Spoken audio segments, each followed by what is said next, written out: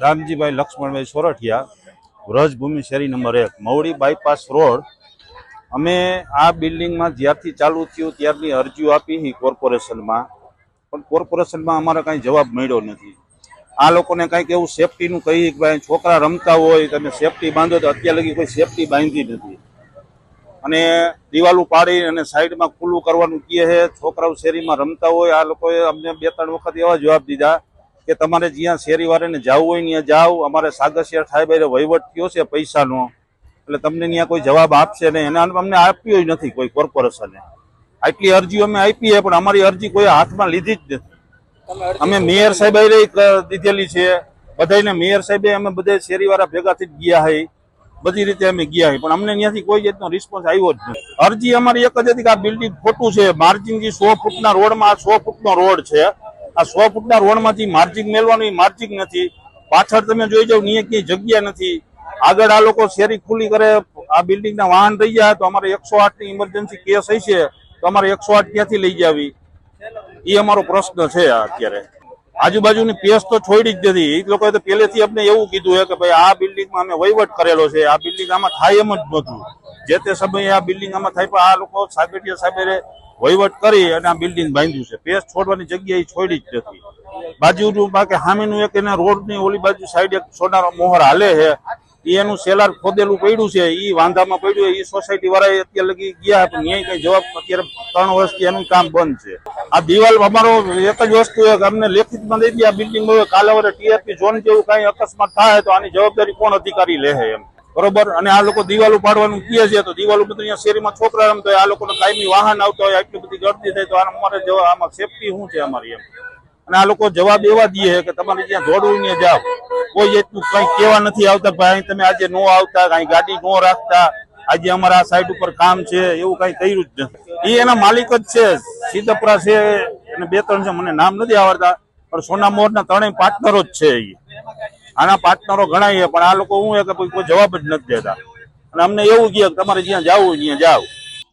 મારું કેવું એવું કઈ નથી. મેં વંડી અત્યારે એટલા માટે કમ્પ્લીટ હતી અને રાખેલી છે કે જેથી કરીને મારા બાંધકામમાં કોઈ પણ પ્રશ્ન હોય કે કોઈ માલ સામાન ઉપરથી પડે તો આજુબાજુ વાળા શેરીવાળાને કોઈને નુકસાન ન થાય, એ માટે મેં કમ્પ્લીટ રાખેલું છે, બરોબર.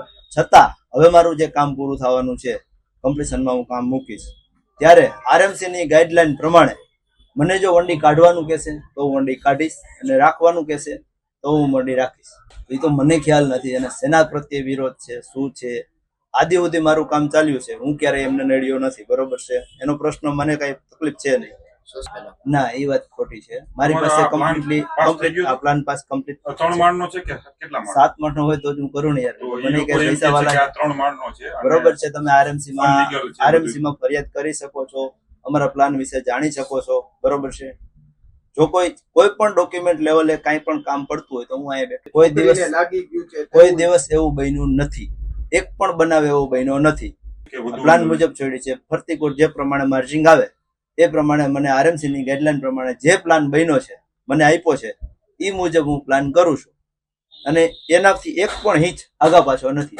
આરએમસી ના જે અધિકારીઓ એને પાસ કર્યો હોય, કદાચ સાગઠિયા સાહેબ હશે ત્યારે, બરોબર છે, જે તે સમયે સાગઠિયા સાહેબ હતા ત્યારે એને કર્યો હોય.